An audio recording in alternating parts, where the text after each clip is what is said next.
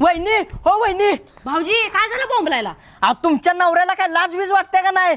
का हो भाऊजी काय झालं? अहो तिथं भर रस्त्यात पुरगीवर बोलत थांबलाय. काय म्हणते? तुम्ही बघितलंय का तुमच्या डोळ्यानं? अहो माझ्या डोळ्यानं बघितलंय. तुमचं तुमच्या नवऱ्यावर लक्ष नाही.